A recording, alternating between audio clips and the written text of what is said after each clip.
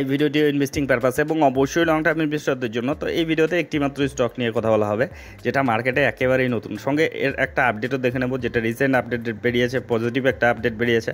তো স্টকটি মার্কেটে নামার সঙ্গে সঙ্গেই ধামাকা শুরু করেছে এবং যারা আইপিওতেও অংশগ্রহণ করেছেন বা পেয়েছেন, চান্স পেয়েছেন, তারা তো একেবারে মালামাল হয়ে গিয়েছেন, টাকা ডবল করে তারও বেশি করে ফেলেছেন। যেটার যে বেস প্রাইস ছিল 450 টাকায় নেমেছে 1000 টাকার ওপরে। তো বুঝতে পারছেন কত বড় গেইন পেয়েছেন। তো কোন স্টকটা নিয়ে আলোচনা করা হবে সেটাও বুঝতে পারলেন, সেটা হচ্ছে প্রিমিয়ার এনার্জিস লিমিটেড। তো যেটাকে নিয়ে একটা পজিটিভ আপডেটটা দেখে নিন যে premier energy shares rally 41% in 3 days on RS 200 crore order win from UP government. তো ইউপি গভর্নমেন্টের থেকে তারা 200 কোটি টাকার কিন্তু একটা মোটামুটি বড় সড়ো অর্ডার পেল। তো দেখুন একটু ডিটেলসে, shares of newly listed premier energies have listed 41% in the last 3 days। মানে এটা মার্কেটে নামারই কিন্তু সেরকম হলো, 3টি কি 4টি আজকে নিয়ে হয়তো 4টা ট্রেডিং সেশন আর কি পেলো, 4টা কি 5টা যাই হোক। তো এই কয়েকদিনই কিন্তু প্রায় 47% মতো রিটার্ন দিয়েছে, মানে আজকের ডেট পর্যন্ত আপনি যদি দেখেন 47% মতো রিটার্ন দিয়েছে। এটা গতকালের রিপোর্ট ছিল আর কি, মার্কেট ক্লোজ হওয়ার পরে। তো গতকাল 1190 টাকা ক্লোজিং দিয়েছে।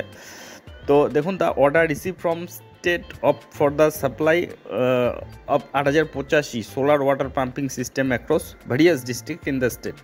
তো এই ইউপির বিভিন্ন ডিস্ট্রিক্টে প্রায় 8085টি সোলার ওয়াটার পাম্পিং সিস্টেম বসানোর জন্য, মানে সেগুলো সাপ্লাই দেওয়ার জন্য একটা কিন্তু বড় অর্ডার পেলো, সেটা 200 কোটি টাকার মতো, 15 কোটি টাকার মতো। আর যেটা 2025-এর মধ্যেই কিন্তু কমপ্লিট হবে এই কাজটা, 2025-এর মধ্যে। দেখুন in this state and is schedule for completion by March 2025-এর মধ্যে কিন্তু কমপ্লিট হবে।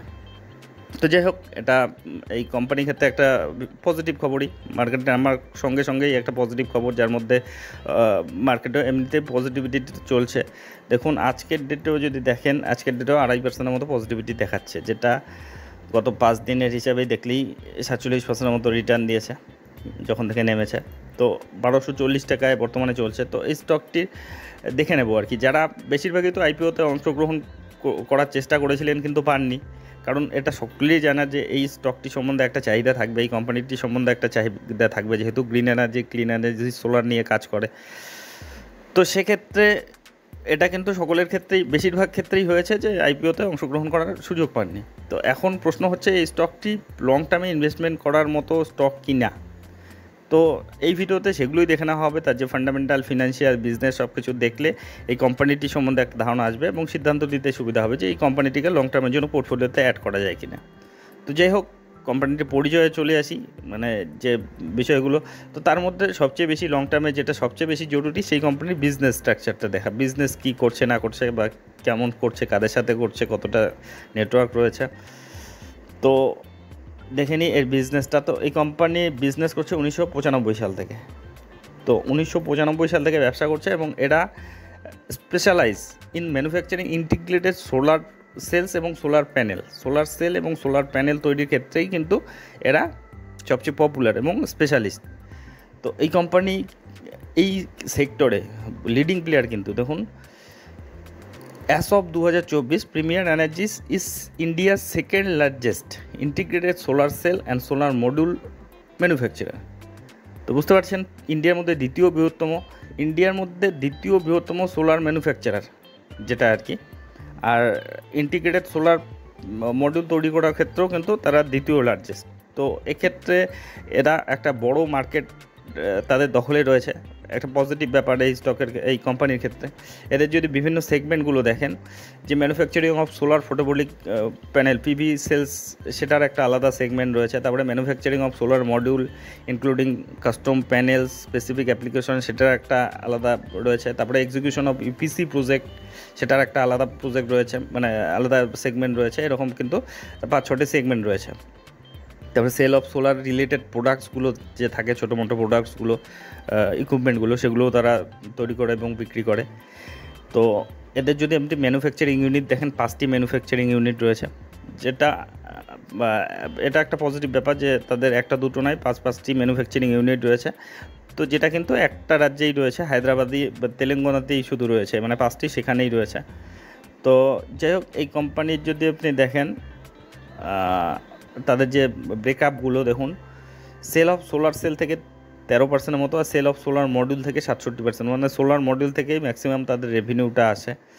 তো এদের ক্লায়েন্ট বেসও কিন্তু খুব স্ট্রং রয়েছে। দেখুন ক্লায়েন্ট বেস দেখলেও কিন্তু একটা কোম্পানি সম্বন্ধে একটা ধারণা আছে। দেখুন NTPC, Tata power, solar system limited যেটা টাটা পাওয়ারের একটা সাবসিডিয়ারি, তারপরে প্যানাসোনিক, তারপর Continuum, Shakti pumps, first energy, blue pine energies, তারপরে Luminous, Hartek, green infra wind limited, এরকম কিন্তু তাদের বড় বড় ক্লায়েন্ট রয়েছে এবং তাদের রিপিটেটিভ ক্লায়েন্ট রয়েছে। এটা একটা পজিটিভ ব্যাপার।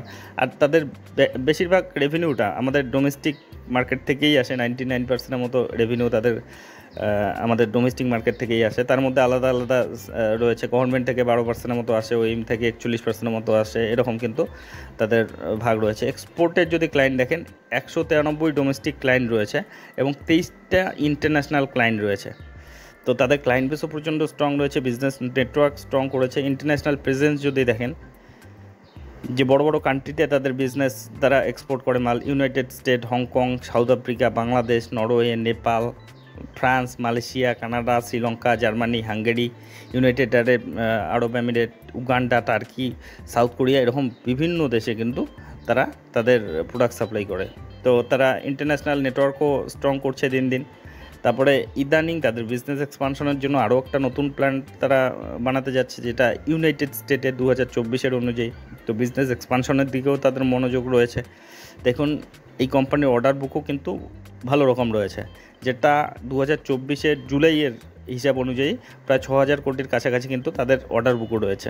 তো এটা একটা পজিটিভ পয়েন্ট রয়েছে এই স্টকের ক্ষেত্রে।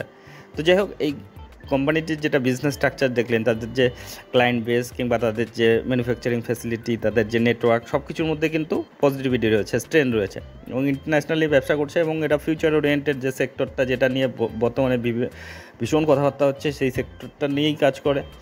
তো এটা তো সবচেয়ে বেশি পজিটিভ পয়েন্ট। তো যাই হোক, এখন ডেটাগত দিকগুলোতে চলে যায়। এই কোম্পানি তাদের কীরকম গ্রোথ রয়েছে বিজনেসে।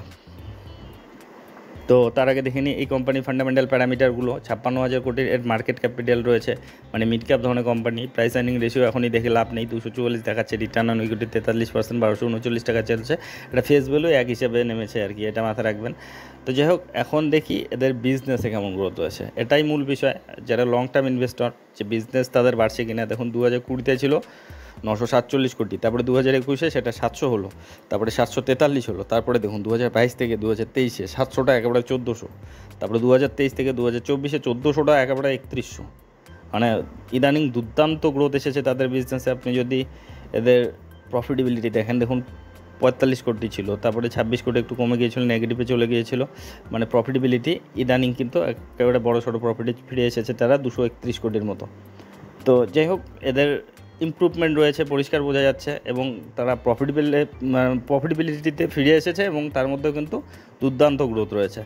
আপনি হিসাবটা শুধু দেখুন, কম্পাউন্ডিং সেলস গ্রোথ গত 3 বছরে 65% হিসেবে দেখিয়েছে, কম্পাউন্ডিং প্রফিট গ্রোথ গত 3 বছরে 119% হিসেবে দেখিয়েছে। এখনও আপডেট অ্যাভেলেবেল নেই স্টক প্রাইস সিএজের, যেহেতু স্টক প্রাইস সিএজের তো নামলই তো যাই হোক, মানে দুর্দান্ত গতি তাদের ব্যবসায় রয়েছে। কম্পাউন্ডিং সেলস গ্রোথ এবং কম্পাউন্ডিং প্রফিট গ্রোথ দেখলেই বোঝা যায়। আর রিটার্ন অন ইকুইটি যদি দেখেন, গত 3 বছরে 16% হিসেবে বাড়িয়েছে। তো আলটিমেটলি তাদের বিজনেসে কিন্তু দুর্দান্ত গতি রয়েছে।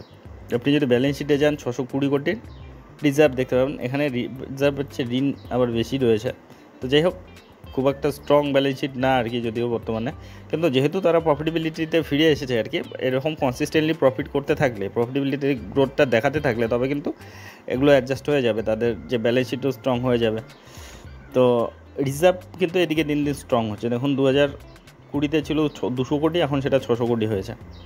তো ঋণে তার মধ্যে লং টার্মে রয়েছে 878 কোটি আর কি, শর্ট টার্মেই রয়েছে 500 কোটি। তো 800 কোটির ঋণের মধ্যে মানে ইদানিং তারা বাড়িয়েছে আর কি। এরকম কিন্তু হয়ই, মানে এ ধরনের কোম্পানিতে যখন প্রচুর অর্ডার থাকে তখন প্রাথমিক ইনভেস্টমেন্টটা তাদেরই করতে হয়, যার জন্য তাদের ঋণও নিতে হতে পারে। কিন্তু তারা যদি আলটিমেটলি প্রফিট করতে থাকে তবে কিন্তু তাদের ব্যালেন্স শিটটা শুধরে যাবে। সেই ব্যাপারগুলোতে নজর রাখবেন অবশ্যই। এবার যদি এদের শেয়ার হোল্ডিং প্যাটার্নে যান, শেয়ার হোল্ডিং প্যাটার্নটা তো এখন অ্যাভেলেবেল হয়নি। তো যাই হোক, এই কোম্পানিটির এই আপডেট নিয়েই এই ভিডিওটি ছিল, এদের যে ফান্ডামেন্টাল ফিনান্সিয়াল সব কিছু নিয়েই, যে যারা লং টার্মে ইনভেস্ট করতে চান এই স্টকটিকে তাদের যে জিনিস দেখার দরকার সেগুলো দেখানো হলো। তো এই কোম্পানিটির পরিচয় নিয়ে এই ভিডিওটি ছিল। তো এই ধরনের ভিডিও যদি আপনাদের উপকারে লেগে থাকে তবে অবশ্যই চ্যানেলটি সাবস্ক্রাইব করে রাখবেন। আর একটা বিষয় অবশ্যই, এগুলো ইন্ডিভিজুয়ালি কভার করা হয়, অনেক সময় প্রশংসা করা হয় বা অনেক সময় ডিমোট করা হয়। তো সেক্ষেত্রে এগুলো বাই বা সেল কোনো ধরনের রিকমেন্ডেশন নয়, এগুলো জাস্ট স্টাডি পারপাসে থাকে, ইনফরমেশন প্রোভাইডের জন্য থাকে। আর আপনি যখন ইনভেস্টমেন্ট করতে যাবেন আরও ডিপলি অ্যানালাইসিস করবেন, আপনার যে ফিনান্সিয়াল অ্যাডভাইজার রয়েছে তাদের উপদেশ নেবেন। আর অবশ্যই রিস্ক ম্যানেজমেন্টটা ঠিকঠাক রেখে তবেই কিন্তু ইনভেস্টমেন্টের কথা ভাববেন। আর এই স্টকটি সম্বন্ধে আপনাদের কি মতামত অবশ্যই কমেন্ট বক্সে লিখে জানাবেন। তো যাই হোক, ভিডিওটি শেষ পর্যন্ত দেখার জন্য ধন্যবাদ।